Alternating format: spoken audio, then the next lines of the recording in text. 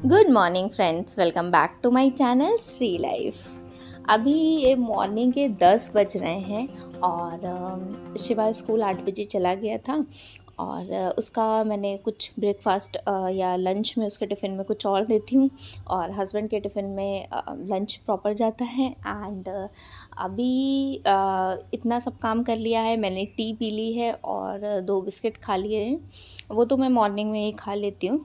फिर उसके बाद अभी मैं पूजा करूँगी। खाना वगैरह नहीं खाती हूँ जब तक पूजा वगैरह नहीं होता है, बट चाय पी लेती हूँ क्योंकि वही है कि 6:30 पौने 7 तक दौड़ते 10 बजे तक अगर मैं चाय भी नहीं पीऊँगी तो काम नहीं हो पाएगा ना। अभी मैं पूजा करने के बाद थोड़ी देर 10:15 हो रहा है, ये 10 मिनट फास्ट है, मतलब 10:05 हो रहा है, ठीक है। फिर थोड़ी देर मैं पढ़ने बैठती हूँ तो कुछ इसके स्कूल का काम था, मैम ने बोला था वो करा। फिर मैं शिवा को स्कूल से लेके आ रही हूँ। शिवा की छुट्टी होती है 11:45 पे, तो मैं आते आते 12:30 बज जाते हैं। फिर मैं आती हूँ, थोड़ी देर बैठती हूँ क्योंकि धूप वगैरह बहुत लग चुकी होती, मतलब 15-20 मिनट थोड़ा सा रिलैक्स होती हूँ। इसके कपड़े वगैरह सब चेंज करती हूँ, ये सारी चीज़ें।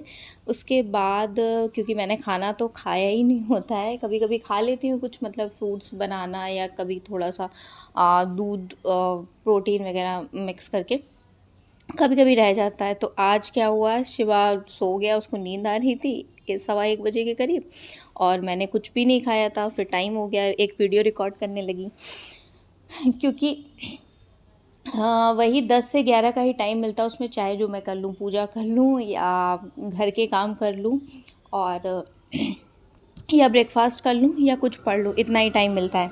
देन इसे लेने जाना होता है। अब मैं अपना लंच फिनिश करूँगी, उसके बाद जैसा कि ये जो हमारी सिचुएशंस हैं, यही पता है मतलब एक पॉजिटिविटी का काम करती हैं। कैसे पॉजिटिविटी का काम करती हैं, अभी देखिए 1:45 बजा है, मैं बहुत ज़्यादा टायर्ड हो चुकी थी, बट मैंने कहा पूरा दिन तो ऐसे ही चला गया है, अभी मैं पढ़ूँगी। 1 घंटे के करीब मैं पढ़ती हूँ, फिर 1 घंटे ही पढ़ती हूँ। फिर थोड़ा सा मैं और घर के जो पेंडिंग काम थे, मतलब बर्तन किचन वगैरह ये सब रिमेनिंग था, वो मैं करती हूँ। फिर थोड़ा सा रेस्ट करती हूँ। जो परिस्थितियाँ होती हैं, हम इस टॉपिक पे बात करने वाले, ये हमारे लिए एक पॉजिटिविटी का काम ऐसे करती हैं कि देखिए अभी कितनी सारी प्रॉब्लम्स हैं।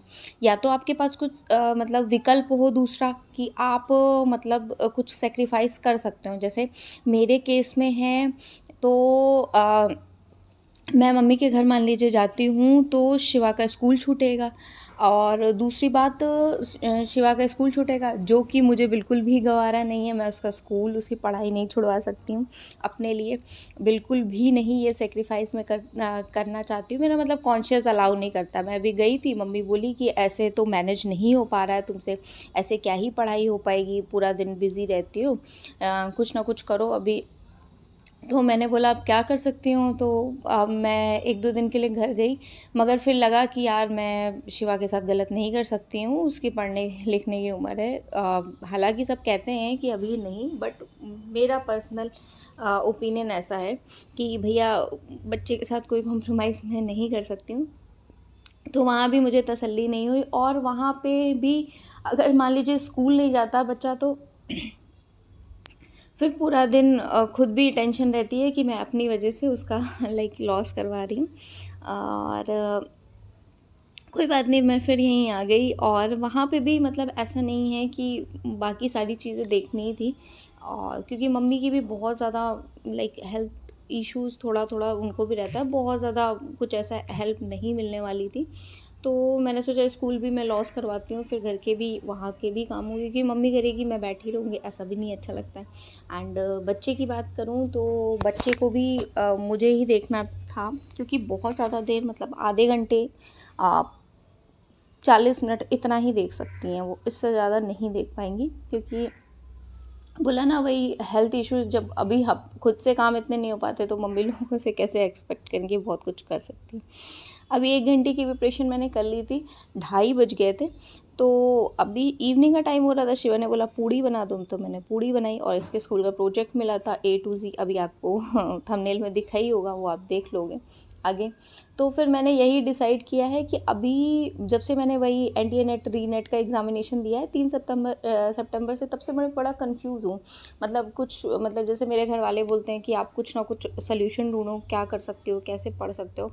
तो मेरा कॉन्शियस यही अलाउ करता है कि ठीक है, वहाँ पे रह के भी नहीं, तो फिर मैंने अपनी इस सिचुएशन को एक्सेप्ट कर रही हूँ और इसी सिचुएशन में ही मैं निकालूंगी। अब थोड़ा सा हेल्थ इशू मेरा भी है, वो ठीक हो जाए उसके बाद ही टाइम निकालूंगी। यहीं पे मैं बहुत ज़्यादा नहीं निकाल पाऊंगी, मुझे पता है, बट 4-5 घंटे भी कंटिन्यूएशन से 2-4-5-6 महीने निकलेंगे तो कुछ ना कुछ तो हम गेन कर ही लेंगे। अब वो 4-5 घंटे ऐसे ही निकल पाएंगे। मान लीजिए 1 घंटे का जो या आधे घंटे का स्कूल शिवा जब जाता है 10:30 से 11 का टाइम, वो मॉर्निंग में 1 घंटे का, और आफ्टरनून में मैं जब टायर्ड होकर सोती हूँ, मतलब 1.5-2 घंटे का वो टाइम निकालूंगी, और कुछ इवनिंग का, इस तरीके से ही टाइम निकालूंगी, तभी चीज़ें मैनेज हो पाएंगी, है ना।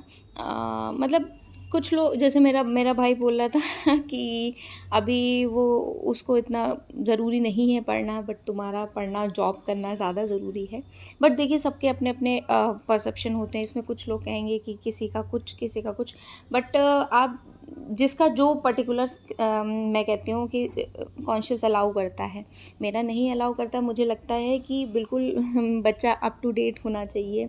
और जैसे मान लीजिए कि उसकी क्लास में मतलब मुझे ऐसा लगता 30 बच्चे हैं, तो 5 बच्चे अच्छा रिस्पॉन्स कर रहे हैं, तो उन 5 बच्चों में एटलीस्ट शिवा का नाम होना चाहिए, है ना। क्योंकि वो सेम एज के बच्चे हैं, वो ग्रो कर रहे हैं, इसे भी ग्रो करना चाहिए। हालांकि कोई ऐसा प्रेशर नहीं है, बट डेली उसे मैं टाइम देती हूँ, 40 मिनट 45 मिनट आराम से, कभी लिखने का वर्क, कभी कुछ, ये सारी चीज़ें, ठीक है। मैं अपनी अगर बात करूँ तो ठीक है, देखती हूँ मेरे से क्या बन पाता है, बट वही है ना कि माँ वाली ममता ज़्यादा मतलब जागृत हो जाती है कभी कभी।